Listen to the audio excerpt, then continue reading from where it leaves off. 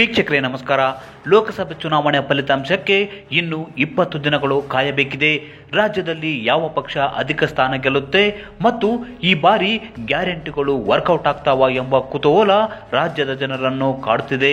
ಇದರ ನಡುವೆ ಶಿವಮೊಗ್ಗ ಲೋಕಸಭಾ ಕ್ಷೇತ್ರದಲ್ಲಿ ಯಾರು ಗೆಲುವು ದಾಖಲಿಸುತ್ತಾರೆ ಎಂಬ ಕುತೂಹಲ ಕೂಡ ಮನೆ ಮಾಡಿದೆ. ಹಾಗಾದ್ರೆ ಸಂಸದ BY ರಾಘವೇಂದ್ರ ಗೆಲುವಿನ ಓಟ ಮುಂದುವರಿಸುತ್ತಾರಾ? ಬಿಜೆಪಿ ಬಂಡಾಯ ಅಭ್ಯರ್ಥಿ KS ಈಶ್ವರಪ್ಪ ತೆಗೆದುಕೊಳ್ಳುವ ಮತಗಳೆಷ್ಟು? ಬಿಜೆಪಿಯ ಭದ್ರಕೋಟೆಯಲ್ಲಿ ಕಾಂಗ್ರೆಸ್ನ ಕತೆ ಏನು? ಈ ಕುರಿತು ಮತ್ತಷ್ಟು ಡೀಟೇಲ್ಸ್ ನೀಡ್ತೀನಿ. ಅದಕ್ಕೂ ಮುನ್ನ ನಮ್ಮ ಚಾನಲ್ ಸಬ್ಸ್ಕ್ರೈಬ್ ಮಾಡಿ, ವಿಡಿಯೋ ಶೇರ್ ಮಾಡಿ, ಲೈಕ್ ಮಾಡಿ, ಕಮೆಂಟ್ ಮಾಡಿ. ರಾಜ್ಯದ ಪ್ರತಿಷ್ಠಿತ ಶಿವಮೊಗ್ಗ ಲೋಕಸಭಾ ಕ್ಷೇತ್ರವೀಗ ಭಾರಿ ಕುತೂಹಲ ಕೆರಳಿಸಿದೆ. ಯಾಕಂದ್ರೆ ಈ ಕ್ಷೇತ್ರದಲ್ಲಿ ಬಿಜೆಪಿಯ ಬಂಡಾಯ ಅಭ್ಯರ್ಥಿ ಹಾಗೂ ಹಿರಿಯ ನಾಯಕ KS ಈಶ್ವರಪ್ಪ ಪಕ್ಷೇತರರಾಗಿ ಅಖಾಡಕ್ಕಿಳಿದಿದ್ದಾರೆ. ಹೇಳಿ ಕೇಳಿ ಶಿವಮೊಗ್ಗ ಲೋಕಸಭಾ ಕ್ಷೇತ್ರ ಬಿಜೆಪಿ ಭದ್ರಕೋಟೆ.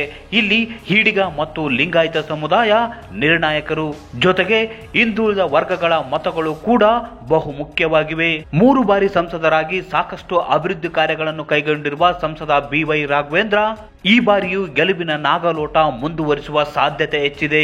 ಹಿಂದುತ್ವ, ಮೋದಿ ಅಲೆ ಜೊತೆಗೆ ರಾಘವೇಂದ್ರ ಅವರು ಸ್ಥಳೀಯರಿಗೆ ಸುಲಭವಾಗಿ ಸಿಗುವ ಸಂಸದರಾಗಿದ್ದಾರೆ ಮತ್ತು ಕ್ಷೇತ್ರದಲ್ಲಿ ಅಭಿವೃದ್ಧಿಯ ಹರಿಕಾರ ಅಂತ ಗುರುತಿಸಿಕೊಂಡಿದ್ದಾರೆ. ಅಷ್ಟೇ ಅಲ್ಲ, ಲಿಂಗಾಯತ ಸಮುದಾಯ ಗಟ್ಟಿಯಾಗಿ ಬಿಜೆಪಿ ಬೆನ್ನಿಗೆ ನಿಂತಿದ್ದರಿಂದ 24ರ ಲೋಕಸಭೆ ಚುನಾವಣೆಯಲ್ಲೂ ಕೂಡ ಸುಲಭವಾಗಿ ಗೆಲುವು ದಾಖಲಿಸುತ್ತಾರೆ ಎನ್ನಲಾಗ್ತಿದೆ. ಒಂದು ವೇಳೆ ಈಡಿಗ ಸಮುದಾಯ ಒಗ್ಗೂಡಿ ಕಾಂಗ್ರೆಸ್ ಪರ ನಿಂತರೆ ಹಾಗೂ ಈಶ್ವರಪ್ಪ 1 ಲಕ್ಷಕ್ಕೂ ಅಧಿಕ ಮತಗಳನ್ನು ತೆಗೆದುಕೊಂಡ್ರೆ ಸಂಸದ BY ರಾಘವೇಂದ್ರ ಅವರು ಕಡಿಮೆ ಮತಗಳ ಅಂತರದಿಂದ ಗೆಲುವು ದಾಖಲಿಸಬಹುದು ಎಂಬ ಮಾತುಗಳಿವೆ. ಕಾಂಗ್ರೆಸ್ನ ಅಭ್ಯರ್ಥಿ ಗೀತಾ ಶಿವರಾಜ್ ಕುಮಾರ್ ಅವರು ಗೆದ್ರೆ ಕೈಗೆ ಸಿಗುವುದಿಲ್ಲ ಎಂಬ ನೆರೆಟಿವ್ ಶಿವಮೊಗ್ಗ ಕ್ಷೇತ್ರದಲ್ಲಿ ಹರಿದಾಡ್ತಿದೆ. ನಿರ್ಣಾಯಕರಾದ ಈಡಿಗ ಸಮುದಾಯದ ಅಭ್ಯರ್ಥಿಯಾಗಿದ್ರು ಪಕ್ಷೇತರ ಅಭ್ಯರ್ಥಿಯಾಗಿ KS ಈಶ್ವರಪ್ಪ ಅವರು ಕಣದಲ್ಲಿದ್ದಾರೆ. ಅಷ್ಟೇ ಅಲ್ಲ, ಕಾಂಗ್ರೆಸ್ನ ಮತಗಳನ್ನು KS ಈಶ್ವರಪ್ಪ ಸೆಳೆಯುತ್ತಾರೆ. ಇದರಿಂದ ಕಾಂಗ್ರೆಸ್ಗೆ ಹಿನ್ನಡೆಯಾಗಲಿದೆ ಎಂಬ ಮಾತುಗಳು ಕೂಡ ಜೋರಾಗಿ ಕೇಳಿಬರುತ್ತಿವೆ.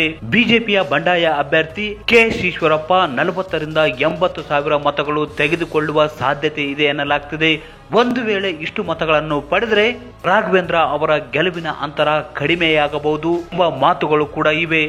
ಒಟ್ಟಾರೆ ಹಿಂದುತ್ವ, ಮೋದಿ ಅಲೆ, ರಾಘವೇಂದ್ರ ಅವರ ಅಭಿವೃದ್ಧಿ ಕಾರ್ಯಗಳಿಂದಾಗಿ ಬಿಜೆಪಿಗೆ ಮತ್ತೊಮ್ಮೆ ಶಿವಮೊಗ್ಗ ಕ್ಷೇತ್ರದಲ್ಲಿ ಗೆಲುವು ಗ್ಯಾರಂಟಿ ಎನ್ನಲಾಗ್ತಿದೆ.